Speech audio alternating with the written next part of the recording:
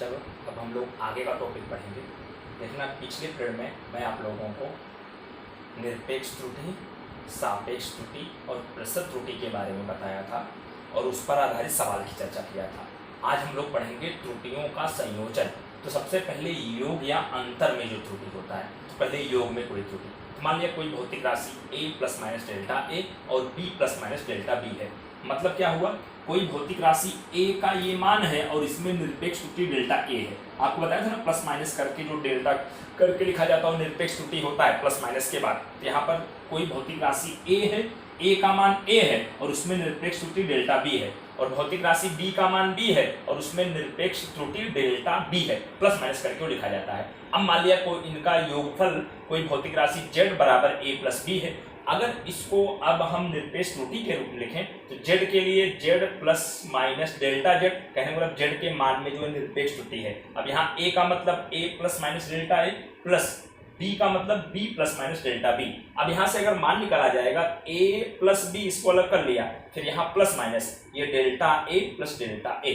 कहने का मतलब क्या हुआ कि जब ये दो भौतिक राशियों के जोड़ में हम नई भौतिक राशि प्राप्त करेंगे, उस भौतिक राशि का मान और उसकी निरपेक्ष त्रुटि का मान कैसे प्राप्त होगा। भौतिक राशि का मान इन दोनों राशियों के योगफल के बराबर हो गया और निरपेक्ष जो त्रुटि होगी दोनों भौतिक राशियों के निरपेक्ष त्रुटियों के योगफल के बराबर होगा। कहने का मतलब क्या हुआ, डेल्टा z बराबर पहली भौतिक राशि की निरपेक्ष त्रुटि डेल्टा a प्लस दूसरी भौतिक राशि की निरपेक्ष त्रुटि डेल्टा b।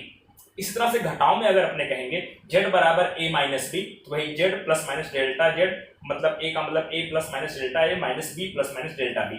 अब यहाँ पर जो भौतिक राशि z का मान निकलेगा a माइनस बी करके लिख देंगे, लेकिन जो इसकी निरपेक्ष त्रुटि होगी डेल्टा z, ये दोनों की निरपेक्ष त्रुटियों के योगफल के बराबर होगी। विशेष तौर पर ध्यान रखना, अगर अंतर है तब भी निरपेक्ष त्रुटि का मान दोनों के योगफल के ही बराबर होगा।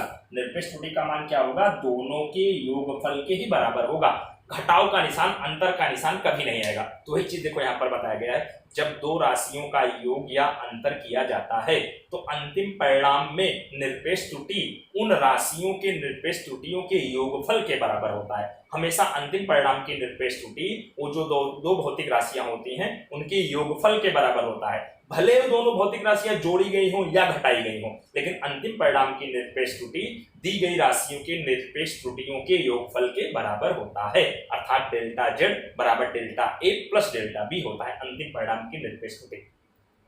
अब इसी कॉन्सेप्ट के आधार पर हम देखना, हम लोग पढ़ेंगे उदाहरण नंबर 2.8। देखो दिया गया है, किसी तापमापी द्वारा मापे गए दो पिंडों के ताप क्रमशः, पहले तापमापी का ताप कितना है, T1 बराबर 20 प्लस माइनस 0.5 डिग्री सेल्सियस और T2 बराबर है 50 प्लस माइनस 0.5 डिग्री सेल्सियस। तो इन पिंडों के तापांतर और उनमें आई त्रुटियों का आकलन करना है। तो पहले तापांतर, पहले T1 का मान देखो 20 प्लस माइनस 0.5 डिग्री सेल्सियस और T2 का मान 50 प्लस माइनस 0.5 डिग्री सेल्सियस। अब हमको तापांतर निकालना है, तो तापांतर, अब देखना ये T1 ये T2 है, T1 का मान यहाँ 20 है, T2 का मान यहाँ 50 है। बड़ा कौन है, 50, T2 बड़ा है। तो तापांतर का मतलब बड़ा तापमान माइनस छोटा तापमान, तो वही तापांतर का मतलब T2 माइनस T1। अब T2 का मान देखो कितना लिख दिया, 50 प्लस माइनस 0.5 माइनस इसका मान 20 प्लस माइनस 0.5।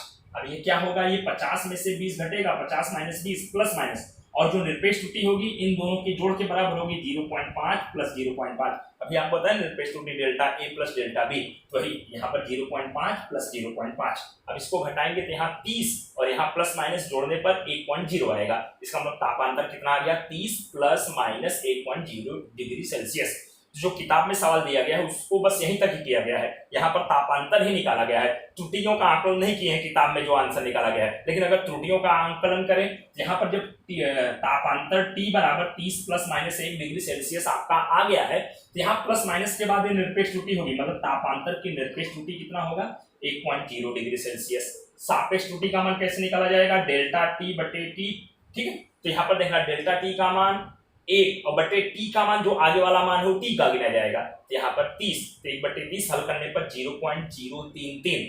तो प्रतिशत त्रुटि क्या आएगा, डेल्टा T बटे T गुणे 100। तो डेल्टा T बटे T का मान क्या है, 0.033 गुणे 100, यहाँ पर गुणा करेंगे 3.3% आपका आ जाएगा, ठीक है। अब इसी तरह से गुणनफल या भागफल में त्रुटि, तो मान लिया कोई भौतिक राशि z बराबर ए बी है। अब z के मान में अगर हम लोग सापेक्ष त्रुटि निकालें, डेल्टा z बटे z बराबर आपका क्या आएगा, पहली भौतिक राशि a है तो डेल्टा a बटे a प्लस दूसरी भौतिक राशि b है डेल्टा b बटे b।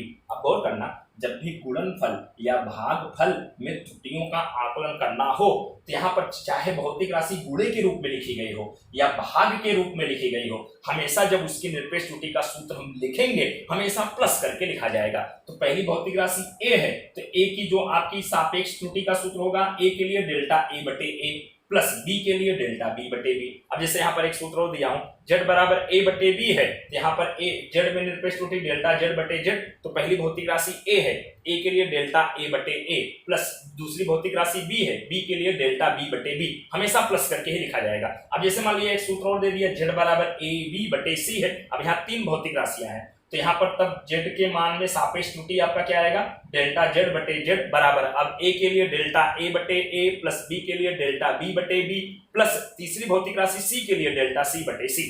ठीक है। अच्छा मान लिया अगर कोई सूत्र में भौतिक राशियां तो दी गई है लेकिन कोई घात अगर आपका आ गया है, अब जैसे मान लिया z बराबर a स्क्वायर b है, तब यहाँ z के लिए सापेक्ष त्रुटि डेल्टा z बटे z। अब यहाँ पर भौतिक राशि a है, a के लिए डेल्टा a बटे a होगा, लेकिन जो घात होता है हमेशा घात गुणे में सामने आ जाता है, तो घात यहाँ 2 है तो 2 देखो इसके गुणे में आ गया और डेल्टा a बटे a प्लस दूसरी भौतिक राशि b है डेल्टा b बटे b। या जैसे एक सूत्र ये दिया गया है, z बराबर रूट a b बटे c स्क्वायर, इसको देखना रूट का मतलब घात 1/2 होता है, a की घात 1/2 b बटे c स्क्वायर। अब अगर इसके मान में हम त्रुटि लिखेंगे डेल्टा z बटे z बराबर, अब यहाँ पहली भौतिक राशि a है, घात कितना है 1/2, तो 1/2 सामने आ जाएगा डेल्टा a बटे a प्लस दूसरी भौतिक राशि b है तो b का क्या हो जाएगा डेल्टा b बटे b प्लस तीसरी भौतिक राशि c स्क्वायर है, घात 2 है, घात 2 सामने आ जाएगा और डेल्टा c बटे c, 2 गुणे डेल्टा c बटे c। तो इन सूत्रों का उपयोग हम लोग करके सवालों का अध्ययन अगले की पीरियड में हम लोग करेंगे।